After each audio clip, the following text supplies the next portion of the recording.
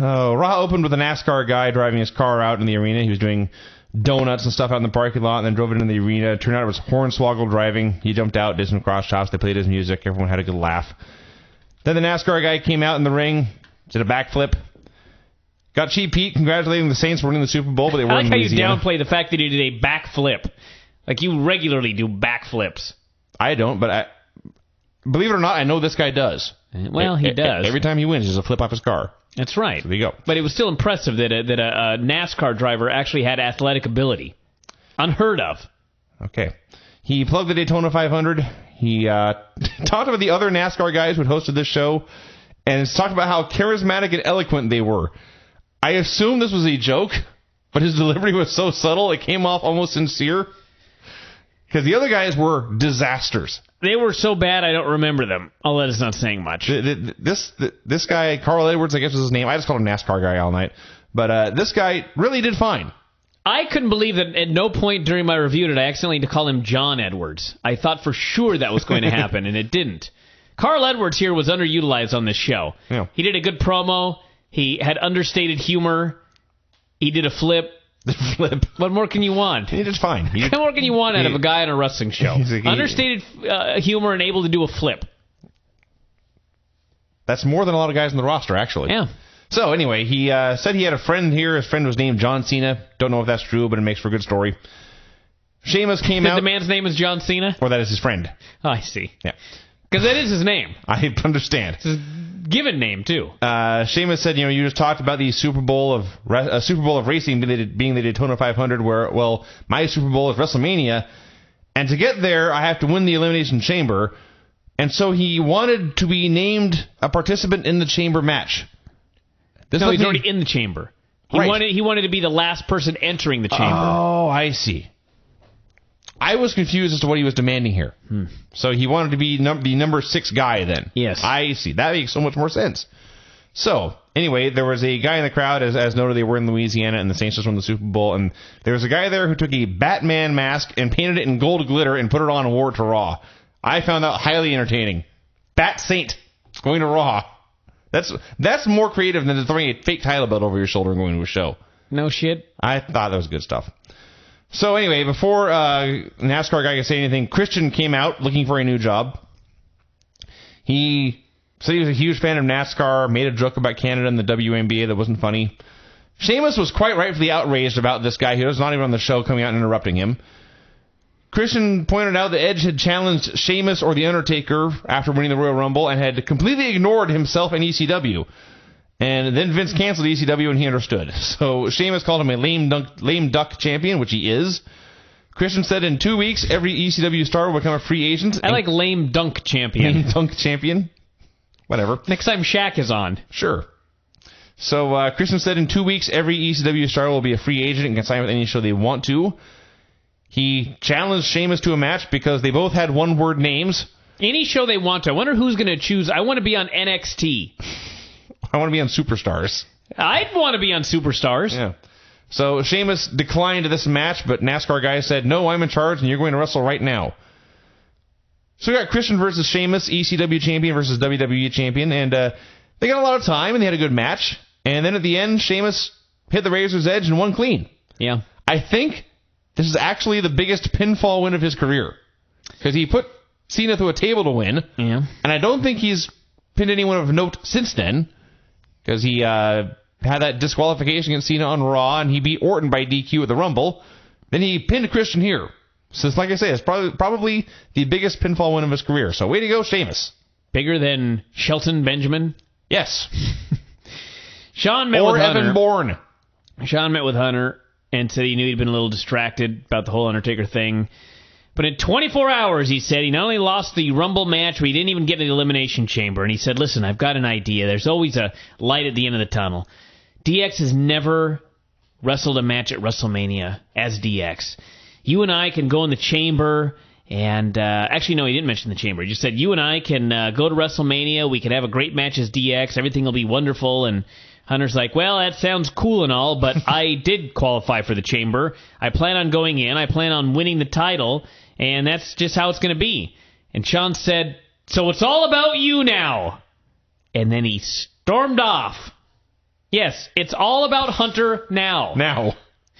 Shawn, very astute in his observations on this particular evening. Well, the other best part is that it's been all about Shawn since he won that Slammy in December and went on his quest to get The Undertaker again. Mm-hmm. So, Shawn's basically has gone insane. Yeah. And they're doing a fine job of explaining, look, this man's insane. Cody met with Ted. They had a goofy meeting trying to figure out which guy was better. Cody was unhappy he wasn't in the chamber. Ted said, well, I'm in the chamber. Cody said, well, you had to wrestle Mark Henry. I had John Cena. And Ted's like, well, I could beat John Cena. So anyway, Randy came up and announced that he had talked to the GM, a meeting I wish I would have seen. And he announced that tonight it was going to be Ted seeing if he could beat John Cena, as he'd claimed. And also Cody versus Randy. So that was the setup for that little deal right there. It was actually a great delivery because he mentioned, before announcing his match with Cody, Orton said that he reminded us about the DQ at the Rumble. And he said, I know you were trying to help. I know your heart was in the right place. I know you meant well. And I appreciate the effort. I really do. And then he said, I'm going to wrestle you tonight. So while all that stuff may have been true, he was still going to kick Cody's ass for fucking up. You know, I really don't have anything against George Norrie. And I've talked about it here on the show a couple of times. I hope people don't send this to George Norrie so that I'm off the list as a future coast-to-coast AM host. But today he had a guest on. I was listening to it right before I got out of the car to come inside. And the guy was talking about Charles Fort or something or other. And anyway, George starts, he goes, I want to talk about magic. You're on here for 3 hours. And he said something like, I'm always fascinated by magicians. Chris Angel, forget who else he mentioned. But then he goes, his question was basically, so these magicians, how do they do what they do? You've got to be kidding me. No. See, when you said he brought up magic, I assumed you meant witchcraft and spells and hexes. No, he was talking about Chris Angel. And Penn and Teller. Penn and Teller. How do they do what they do? Well, trickery. Go on. Now he played George's drop right here, since this is an all-time classic. We played this on the show a couple times, but I found it. Also, giants and demons and some other issues. That wasn't the whole thing. Let me play the whole thing. Sorry. That was just That's pretty good just like that. That was just the funny part. Let me play the entire thing. Here we go. In a moment, we will be talking about the possibility of a plague in Eastern Europe. Is it real? Is it man-made? Could it come here? Also, giants and demons and some other issues with none other than Stephen Quayle next on Coast to Coast AM. And by the way, that Ukrainian plague. Giants, demons, and other issues. Giants, demons, and other issues. And here I am in a square room talking about Raw. It's just unfair. All right, go on. CM Punk and his crew came out, referenced New Orleans, and said in this terrible city they drink all the time anyway, and now they had something truly special happen to them, and they had no way to celebrate. And he deemed the city unsavable, which I thought was awesome. And this is where he pointed out they had a celebrity. It was Jared the Subway guy. He invited Jared to be their spokesman. And I was watching this with someone, and they asked, is he really a celebrity? Jared, it's a great question. This man fair. Is still a celebrity. It's certainly a fair question. It's ridiculous. So he became less fat, eating fast food. This is cause for celebrity here in the United States now. If Subway is still paying him to advertise their product, I would say yes. And they are. Well, there you go. Clearly. There you go. So yes, he Punk said that basically noted he had done so well in his sandwich pushing campaign, asked him to be their official spokesman for the Straight Edge Society, and Jared adamantly said no. So apparently now when you go to Subway, you will find pills and cigarettes and beer there with your foot-long sub. Everywhere I look, I see people where I wonder how they are employed in the place that they're employed at. Mm-hmm. Jared the Subway guy. Great example. Still being paid to not be fat. Yes. Not being elite shape, by the way. No. He's very average. He's profoundly average. So someone on Is that part of the gimmick? Yeah, actually. By eating at Subway, here is an attainable physique. This is something you just have a do. little adipose tissue. You will be flabby, yes. You will not be fat. You will be flabby. You'll be flabby. And that, for many people in America, it would be a giant upgrade. Oh, my God. So, yes. So, Jared said no, anyway. And I've seen Jared and Nori in the same place at the same time, because I haven't. George Nori? Yeah. I have no idea what George Nori looks like. Go on. Punk said he thought Jared would say no, and so he's going to make an example out of him. And then he said the greatest line in pro wrestling history: Luke, Serena, go get me Jared from Subway.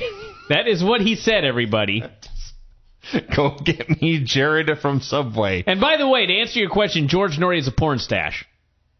Seriously. Well, Jared doesn't. Jared does not. Jared simply has giant spectacles. Jared is just a giant dork. He's just a big geek. So someone on the board said, boy, he reminds me of Vince, and I can't argue. You? Yeah. You got it way more together than Jared. Wow. Yeah, well, let me think about it. In some ways. He is getting paid to eat Subway. Yes. That is way more than you're getting right now. That's true. And I don't get Subway. No. Anyway, they had this match. It was DX versus Punk and Gallows versus Miz and Big Show. Let's see. Thanks, Vince. So anyway, Big Show and Miz won. Punk and Gallows were eliminated first when Shawn pinned Punk. And then afterwards, basically Shawn got a blind tag from Hunter. Hunter asked him, what the hell are you doing? Shawn said, I got this covered, but he didn't. They got ran together, and then Miz rolled up Shawn for the pin. Great finish. All of these, well, Shawn Michaels is great, everybody. Not sure if you noticed. But this was a great match. He's been great for almost 20 years now. Told a great story. Yeah. And Miz and Show did a celebratory promo backstage. Big Show was so happy that they had done something that he and Jericho could never do. That was beat DX. Buried Jericho, saying he had a much better partner and now a much better friend. He treats me like an equal. He treats me like a friend. There's nothing we can't do.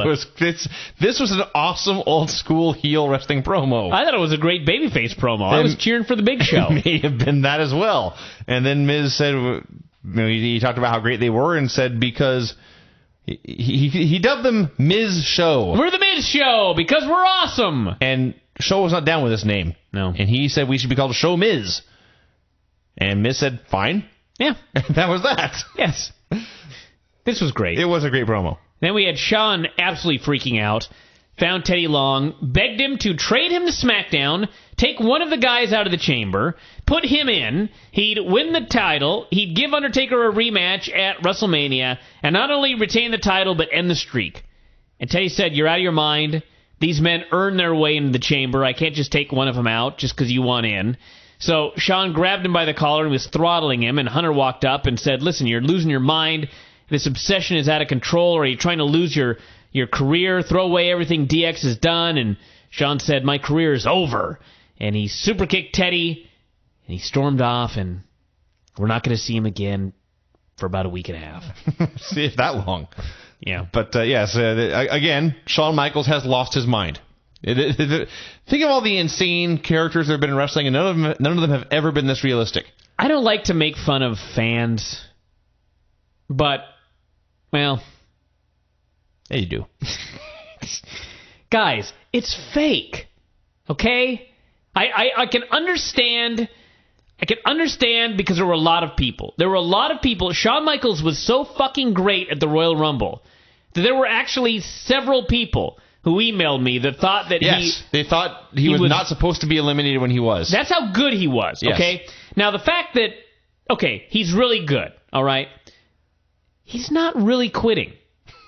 I literally had emails from people panicking that Shawn Michaels was in a really bad place in his life and he was quitting. You've got to be kidding me. I swear to God.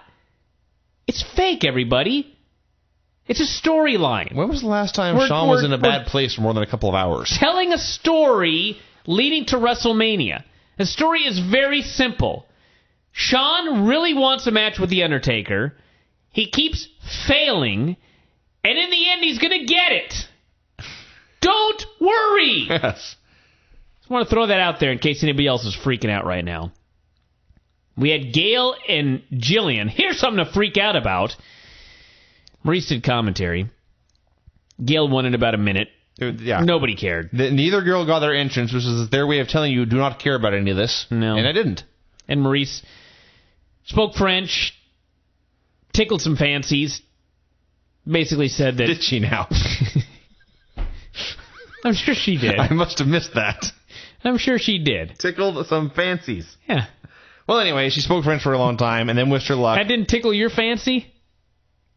I suppose it did. That's what I thought. Didn't occur to me, but... That's what I thought. She said, may the best diva win in English, and then she said that Mickey smelled like a hog. They had a very phony handshake. Or whoever it is. Gail? I don't know where Mickey came in all this. I just made that name up. They announced Ted Sr. going to the Hall of Fame, showed a bunch of great old school skits. God, wrestling sucks nowadays. There was some... First of all, the clip here of the youngster bouncing the basketball, and if he could bounce it 15 times, he'd give him money. And then after 14 bounces, Ted kicked the ball away, and the young boy cried. My mother almost banned wrestling from our house at that angle. She was so horrified. That's my first comment about this. Comment number 2. I somehow had completely forgotten the skit where Ted went to pick up the $1 million belt. And I have no idea how, because this... I don't remember it either, was actually. amazing. Because I remember him having the belt, obviously, and I remember the promos he did hyping the debut of this belt. Maybe this never aired or something. But the bit where he walked in the jewelry store in his tuxedo, and so help me God, a cape. An actual, honest-to-God cape. Yeah. And he walked in the door, and he grabbed his cape, and he lifted it high and declared... I'm here! So ungodly great. And then they showed him the belt, and he was in awe. He talked about how great it was and how perfect it was for him. And we all know Ted DiBiase had a great evil laugh. It was so great they put it in his theme song, and he did the best evil laugh of his life right here. This skit was amazing. Yeah. So thank God for this. Then we had a skit with Santino, the NASCAR guy, and the Subway guy. What a fucking segue this was. Short. Santino has a new shirt that says, Beware the Cobra. That's all I have to say. What does that mean? He's going to rape you? I don't know. He's going to rape my I don't Cobra. want to talk about this segment, so you go. What happened here? Oh, they plugged Subway's new deal. Santino wanted a match with Swagger for kicking his ass or something. So NASCAR guy made the match a Fistful for Superstars. Kofi walked in for no reason, plugged his appearance in the chamber, said, and somewhere in here, the NASCAR guy apologized for not having a match tonight, and Kofi said, that's cool. So then they discussed, or Kofi said these 6 guys in the chamber should all wrestle next week. And I thought, aren't you kind of stealing the thunder of next week's guest host? And it turned out to be a segue into plugging the identity of next week's guest host. It's Jerry Springer. He apparently is still doing that goddamn show. Is that true? Yeah, he's still doing that show. Jesus Christ. The novelty is not worn off yet? I guess not. But people recognized him and they went crazy. There will always be troubles. So there will always be troubles. And next week, those troubles come to Raw. Yeah. Jerry Springer's hosting next week. So there you go. Alrighty. Then we had the Orton-Cody match. Wasn't much to it. The fans... I mean, I thought they worked it well, but it didn't have nearly the heat I expected. Some RKO chants. Randy set up for it. Sheamus ran out. Randy was distracted. Cody at the crossroads for the pin. Sheamus laid out Orton with a boot. Then Cody hit the ring with a chair, and I thought, my God, he's gonna hit Orton with this chair. And instead, he just made Sheamus back down. So, slow build. Slow build. Slow build. There were 2 interesting lines in commentary here. One was from Michael Cole when he said, and this is a quote, "This is not the first time there have been problems within the Legacy family." No shit! They have never gotten along in any segment. I actually thought that Michael Cole did a much better job than usual on this show. I thought that there were a lot of moments where I actually didn't know what the hell was happening, and Michael Cole explained it to me. Like when Shawn Michaels was going to do the kip up, but he didn't do it, and he just stood up, and I thought... The hell was that? Yeah, and then Michael Cole was like, well, he kipped up last week and got pinned. That was a good point. And I was like, well, how about that? Yeah, that spot, by the way, the audience did not have Michael Cole to tell them what was going on, so they went right over their heads. But Lawler here, right before Sheamus came out, suggested that, in fact, Cody and Sheamus had been in cahoots at the Royal Rumble. And it was all a plan to get Sheamus disqualified again, or get Randy disqualified and save Sheamus' belt, which had never crossed my mind. And then right when he says this, Sheamus runs out, costs Orton the match against Cody, and then Cody chases him away, but they never fight. So yes, something may be up here. I expect a new threesome, actually, with Sheamus, Cody, and Ted. But we'll see. We had Josh interviewing Carl, who announced Triple H versus Cena, Kofi versus DiBiase, and Randy versus Sheamus. And sucks to be Jerry Springer, having the book taken away from him already. Someone mentioned to me, because I thought we'd already seen the last Hunter-Cena match. It was actually before the Iron Man match, where the tips were that if Cena lost, he had to leave Raw forever. They did one last Cena-Hunter match, and Hunter beat him clean. Of course. Should surprise nobody. We had Marine 1 versus Marine 2. Cena taking DiBiase outside, putting him in the STF. DiBiase tapping. No ref. No heat. Strange burial. Just, Ted looked like such a geek here. And then we had the big segment where Cena got in the ring and called out Dave. He actually called out Dave Batista. Yeah. It's always funny to me when they actually call him Dave Batista. That's his name. I know, but I don't know why it's funny. They always call him Batista or sometimes Big Dave. So when they do say Dave Batista, I giggle. So no Dave, and instead he called out Vince, and Vince came out with 10 security guys, and Cena mocked him, so Vince got in the ring on his own and did this big promo about how, yes, he paid off Batista to come out last week and beat up Bret Hart and humiliate him. But he said he did not hire Batista to beat up Cena. He said, I don't know why he did that. Maybe he just doesn't like you. Maybe it's because you eliminated him from the Rumble. The best one when he said, maybe it's because you eliminated him from the Rumble. Cena turned his head and blew it off like, what a stupid reason. And I thought, sounds like a fucking great reason to me. You cost him his match against The Undertaker. Why the fuck would that not be a good reason for him to beat the shit out of you? So, anyway, Cena vowed to win the chamber match and cut this great promo about Vince doing it for the money and all this and that, and finally said, listen, I talked to Bret last week and said something I never thought he'd say before, that being that he wants another match. He wants it at WrestleMania. He wants it with you. And Vince hemmed and hawed, and Cena demanded he give an answer, and so Vince freaked out and said, yes, yes, yes, I'll take the match, blah, blah, blah. I'll embarrass him again, this and that. And Cena said, well, listen, you've told me, you've told the whole world, there's one more guy left to tell. And so Vince said, all right, Bret, I know you're out there in Calgary somewhere, so I'm telling you right now, blah, blah, blah. I also want to show you this footage. It's footage of him humiliating him last week. And as soon as the footage ended, Bret was in the ring. He attacked Vince, stomped a mud hole in him. They sent geeks into the ring. A couple of geeks pulled Vince outside. Bret beat up a couple of them. Vince got dragged to the back, frothing at the mouth, screaming, ranting, and raving about how Bret deserved to be screwed. And they dragged him back. Each actually ran comically backstage, which was even funnier. And then Bret recreated November 1997 as he destroyed a bunch of monitors and tipped over a bunch of equipment, one of which fell on him and nearly killed him. Thank God he was all right.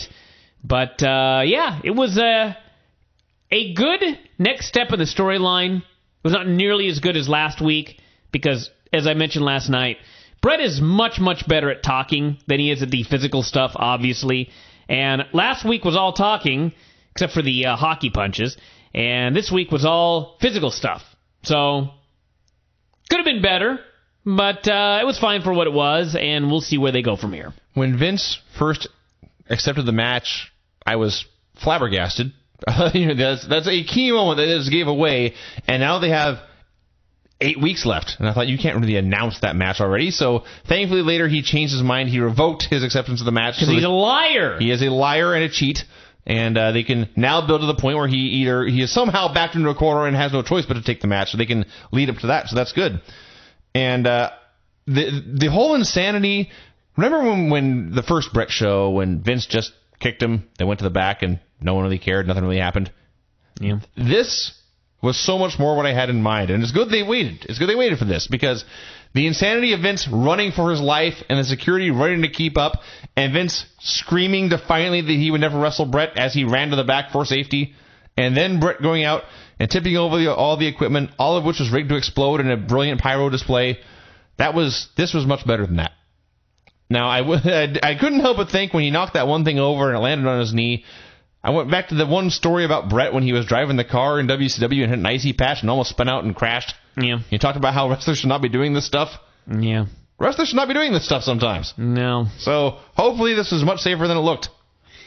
Good Raw. They've been on a roll lately. They have been on a hell of a roll since a week or two before the Rumble, actually. Some of you are going to look back in 3 years and I just, every now and then I'll see people complaining about WWE these days, and it's like, what do you want? I mean, this is actually really good stuff. This is the best stuff they've done in God knows how long. They've got a direction. Mm-hmm. They're building toward it. It's going to be a 3-month journey. This stuff is great. If you don't like this, I have no idea why you're even watching Raw. Because what more do you want out of this? Do you really want people saying fuck? Do you really want, is it the naked girls? You can't have access to them on the internet with the touch of a button. What do you want out of Raw that you're not getting nowadays that you think this show is so bad? I don't know. Raw has been great. SmackDown has been great. And ECW is almost dead. ECW is soon going to be history. So good times all around. Let's play one last song and then we'll wrap this bugger up here today.